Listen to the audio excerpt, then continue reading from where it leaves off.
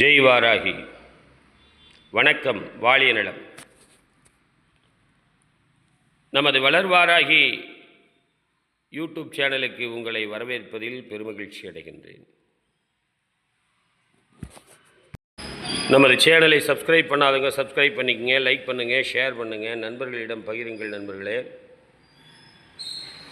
ஜாதகம் பார்க்கப்படும், ஜாதகமே இல்லாமல் பார்க்கப்படும். ஆன்லைனில் ஜாதகம் பார்க்கலாம், அதே போல் நேரில் வந்தால் ஜாதகமே இல்லாதவங்களுக்கு ஜாதகம் பார்க்கலாம். இன்றைய பதிவு ஒரு அற்புதமான பதிவு. இந்த மாதங்கிறது ஆனி மாதம் ரொம்ப சிறப்பான மாதம். சிறப்பான மாதம் அப்படின்னு சொன்னோம்னா எதுக்கு சிறப்பான மாதம் அப்படின்னு கேட்டால், பூர்வீக தோஷத்தை விலக்குவதற்கு, பூமியை காப்பதற்கு இதெல்லாம் சிறப்பான மாதம். நாம் இந்த உலகத்தில் பிறந்து வாழ்வியத்தை நல்லா வாழணுங்கிறதுக்காக தான் எல்லாருமே வாழ்ந்துருக்கோம். ஆனால் பலவிதமான துன்பங்களுக்கு ஆட்பட்டிருக்கிறோம்.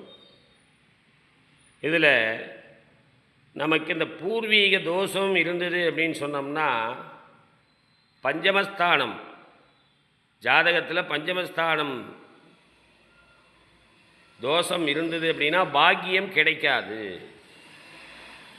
செடனி சன்மசவ்யானாம் பத்தனி குலசம்பதாம் பதவி பூர்வ புண்ணியானாம் லிக்கியதே ஜென்ம பத்திரிகானாம்.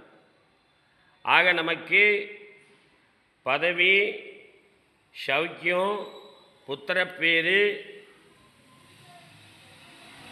தனம், பணம், வீடு, வாசல் இதெல்லாம் கிடைக்கணும்னா என்ன வேணும்னா, முக்கியமாக நாம் பூர்வீகத்தில் கொடுப்பனையோடு பிறந்திருக்க வேண்டும். அப்போ கொடுப்பனையோடு பிறந்திருக்கல அப்படின்னா அதுக்கு என்ன பண்ணுறது?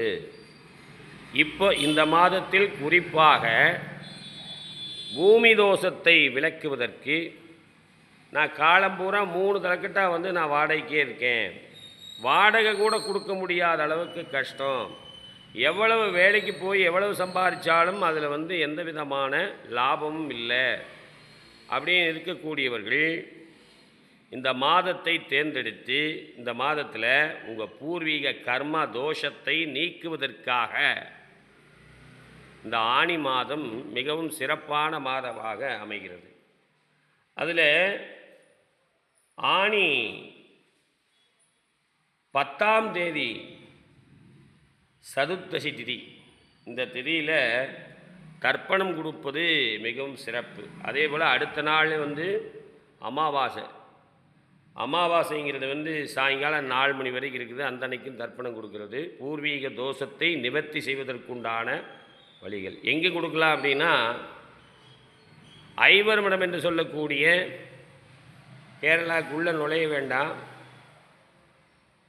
பாலக்காடு தாண்டினோடனே அங்கே விசாரித்து போகலாம். ஐவர் மடம் அந்த இடத்துல பஞ்சபாண்டவர்கள் போர் முடிஞ்சதுக்கப்புறம் இறந்தவர்களுக்காக திதி கொடுத்த இடம் என்று சொல்லப்படுகிறது. அந்த இடத்துல திதி கொடுத்தீங்கன்னா உங்களுக்கு கர்மா தோஷம் எல்லாம் விலகும். பூமி தோஷம் எப்போ விலகுது அப்படின்னு சொன்னோம்னா, இந்த ஆனி மாதத்தில் தான் கூர்மாவதாரம் எடுத்து பூமியை காக்க வந்தார் பெருமாள். அவருடைய ஜெயந்தி தினமானது ஆடி 8ஆம் தேதி, ஆனி 8ஆம் தேதி வருது. ஆனி மாதம் 8ஆம் தேதி அது முடிஞ்சது. ஏன்னா ஞாயிற்றுக்கிழமை வர ஞாயிற்றுக்கிழமை 8ஆம் தேதி கூர்மாவதாரம் எடுத்த ஜெயந்தி. பெருமாளை வழிபாடு செய்வதும் மிக சிறப்பான ஒன்று பலன். அதாவது பூமி தோஷத்தை விலக்குவதற்கு. இதற்கே முதல்ல நீங்கள் அமாவாசை திதியில் அல்லது சதுர்த்தி திதியில் அல்லது தேய்பிறை ஏகாதசி திதியில்